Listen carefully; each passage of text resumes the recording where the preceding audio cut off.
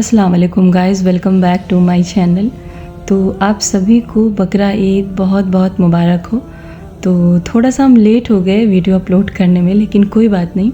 तो मुझे उम्मीद है कि आप सभी ने बहुत अच्छे से ईद मनाया होगा और जो लोग हमसे बिछड़ गए हैं उन्हें भी आपने याद किया होगा।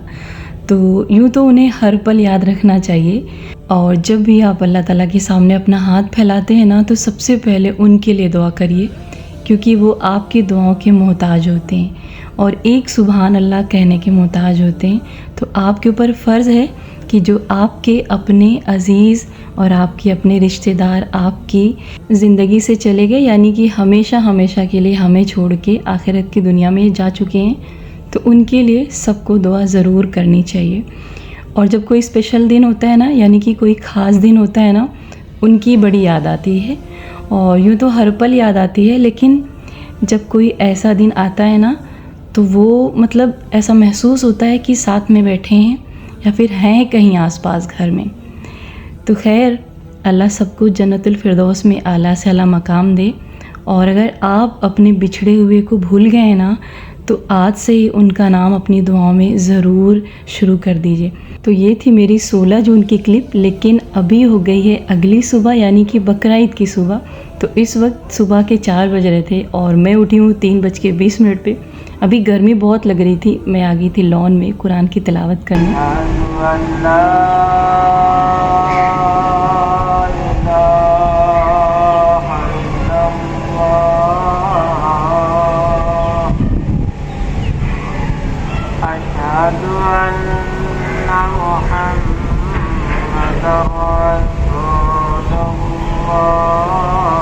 तो अल्हम्दुलिल्लाह अभी फ़जर की अज़ान हो चुकी है। तो फ़जर की अज़ान सुबह 4 बजे से शुरू हो जाती है और तकरीबन 4:30 तक होती रहती है, क्योंकि मस्जिद कई हैं यहाँ पे आसपास। तो लगातार आधे घंटे तक कहीं ना कहीं की अज़ान सुनाई पड़ती है। तो अभी हम आ गए थे किचन में और इस वक्त सुबह के 6 बज रहे थे और अमान मुझसे कई बार बोल चुके थे कि मम्मा नाश्ता बनाइए जल्दी से। तो मैं लॉन धुलने लगी थी। तो अभी इस बीच मैंने 10-15 दिनों से वॉक शुरू किया था, लेकिन आज मैं वॉक पे नहीं गई थी और मैं सुबह 5 बजे वॉक पे निकल जाती थी। तो फ़िलहाल इबादत ख़त्म हो जाने के बाद मैं लॉन धुलने लगी और फिर आ गई किचन में। तो यहाँ पर आते आते थोड़ा सा लेट हो चुका था। तो कल ही डिसाइड हो चुका था कि बकरा ईद को क्या क्या बनना है। तो बच्चों ने मुझसे डिमांड रखी थी कि मैं उनके लिए पाव भाजी बनाऊं और पिज़्ज़ा बनाऊं और ब्रेड पकौड़ा बनाऊं। तो सबसे पहले मैंने यहाँ पे शुरू कर दिया था पाव भाजी, और इसके बाद अभी मुझे देखना था कि क्या बनाना, यानी बच्चे जैसा जैसा बोलेंगे उसी हिसाब से मुझे बनाना था। वैसे जिस दिन फेस्टिवल होता है ना, सच में उस दिन कुछ काम करने का मन नहीं करता, क्योंकि उसके एक दिन पहले इतना काम कर चुके होते हैं कि अगली सुबह बहुत थकान रहती और गर्मी लगातार सितम ढाया जा रही और बिल्कुल भी मौसम ठंडा नहीं हो रहा है।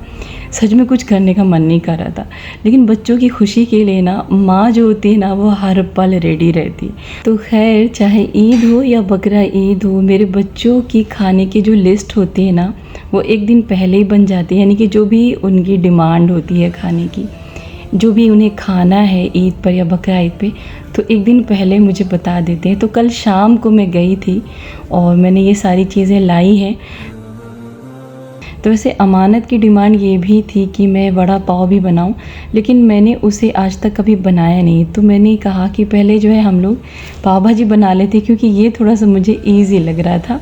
तो खैर ईज़ी वो भी है, लेकिन कभी ट्राई नहीं किया। इंशाल्लाह ट्राई करूँगी इन फ्यूचर। तो अभी मैं इसको सेक लेती हूँ।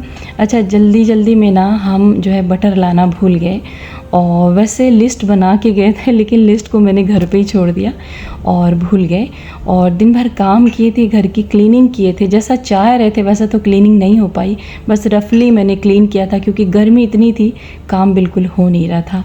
तो खैर, यहाँ पर मैंने बन को सेकते वक्त उसमें थोड़ा सा कसूरी मेथी भी ऐड किया, थोड़ा सा अच्छा फ्लेवर आता है इसका। और यहाँ पर जो है हमारी पाव भाजी भी रेडी हो चुकी थी और लास्ट में इसमें हम डालेंगे लेमन। तो जब भी आप पाव भाजी बनाए ना, तो ऑयल की जगह पे आप घी डालें, थोड़ा सा इसका टेस्ट और अच्छा हो जाता है। और फिर उसमें आप छोटी छोटी ऑनियन कट करके डालें और फिर टमाटर भी उसमें ऐड कर दें। पाव भाजी मसाला डाल दें और हरी मिर्च डाल दें और नमक डाल दें, फिर पाव भाजी रेडी हो जाती है। तो अभी नमाज़ का टाइम हो चुका था। अमान को मैं मस्जिद भेज रही थी नमाज़ पढ़ने के लिए, तो उनको टाइम के बारे में नहीं पता था, तो मैं थोड़ा सा घबरा रही थी कि कहीं जो है नमाज़ छूट ना जाए, क्योंकि दरवाज़ा बंद होता है ना तो बिल्कुल कुछ दिखता नहीं है। तो बस मैं थोड़ी देर के लिए बाहर निकली थी तो मुझे कुछ नमाज़ी जाते हुए देखे, तो मैंने अमान को भेज दिया। तो खैर यहाँ पे अल्हम्दुलिल्लाह मैं भी रेडी हो चुकी थी और मेरी भी नमाज़ हो चुकी थी। तो फ़िलहाल अमान नमाज़ पढ़ के वापस आ चुके थे और आते उन्होंने अपना पिज़्ज़ा बनाना शुरू कर दिया, क्योंकि उनको ना सब्ज़ियाँ नहीं डालनी होती और बहुत थोड़ी सी उन्होंने सब्ज़ियाँ डाली हैं। और जो हम बनाते हैं उसमें तो भरपूर सब्ज़ियाँ बनती, क्योंकि सब्ज़ियों को मैंने जो है अमानत से चॉपिंग करा लिया था सुबह में ही, यानी जो भी सब्ज़ियों की कटिंग करनी थी वो सब अमानत ने सुबह ही सुबह रेडी कर दिया था जब हम लॉन की क्लीनिंग कर रहे थे। तो खैर यहाँ पर अमान अपना पिज़्ज़ा खा ले रहे हैं, लेकिन फिर भी जब हम लोग खाएंगे ना तो उनको दोबारा खाना होगा, तो उनके लिए भी रेडी हो रहा है। तो इसमें जो भी सब्ज़ियाँ डली रहेंगी ना वो खा लेंगे, इसमें उनको कोई प्रॉब्लम नहीं होगी। तो अमान ना बहुत बचते हैं सब्ज़ियाँ खाने से। तो खैर बहुत सारे ऐसे बच्चे हैं जिनको सब्ज़ियाँ नहीं पसंद होती हैं।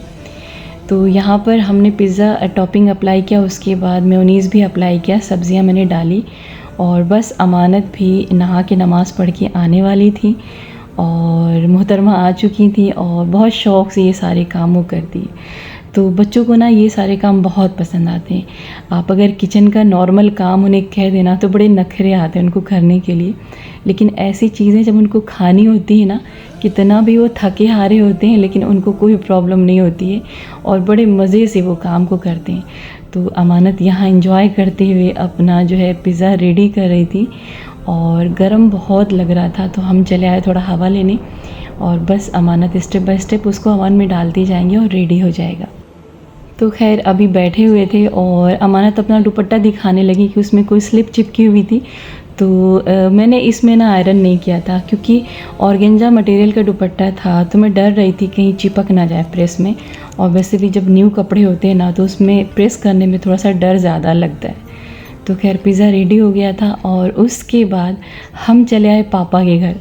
तो ये हैं बेबी एज़ल, यानी कि आहिल की बहन। तो माशाल्लाह बहुत प्यारी हैं और बहुत गोरी हैं ये, लेकिन इनका वो कलर वीडियो में नहीं आ पाता जैसे एक्चुअल में ये हैं। तो खैर सामने से ये और भी ज़्यादा खूबसूरत और प्यारी लगती है और दिन भर मोहतरमा सोती और रात में जगती रहती। मैं इनको जगाने की कोशिश करी थी। तो ये हैं अली हसन, यानी कि मेरे भाई अलादीन के शहज़ादे, और ये माशाल्लाह बहुत खूबसूरत और बहुत ही प्यारे हैं और मुझे बहुत ज़्यादा ही अच्छे लगते हैं।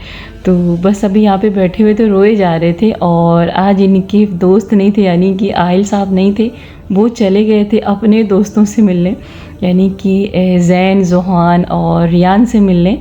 तो ये थोड़ा सा अकेलापन फील कर रहे थे। वैसे ये आहिल के साथ ही मोस्टली खेलते हैं और बहुत दोनों में माशाल्लाह पढ़ती है और आहिल इनको बहुत अच्छे से संभालते भी हैं।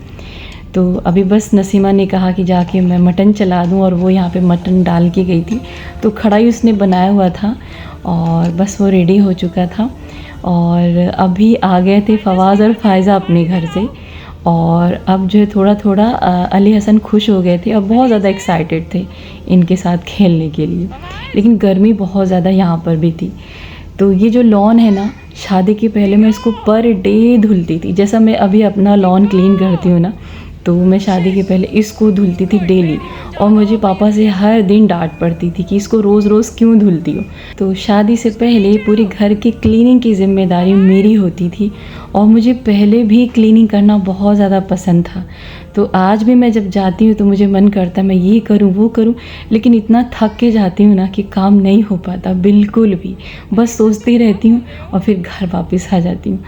तो खैर अभी अली हसन अंदर चले गए थे और बच्चे भी अंदर आ गए थे और यहाँ पर जहांगीर अपने रूम से निकल आए थे और ये हैं जलालुद्दीन साहब के बेटे जहांगीर। और ये पहले तो फ़ायज़ा को देख के बहुत खुश हुए और अभी चले गए हैं एज़ल के पास उनको खिलाने। तो ये भी मेरे भाई के बेटे हैं और सब बच्चे ना बहुत प्यारे हैं, बहुत अच्छा लगता है इन सबको देख के और बहुत दिल खुश हो जाता है। तो ये थी मेरी बकरा ईद की वीडियो। फिर मिलेंगे एक नई वीडियो के साथ। अल्लाह हाफिज़।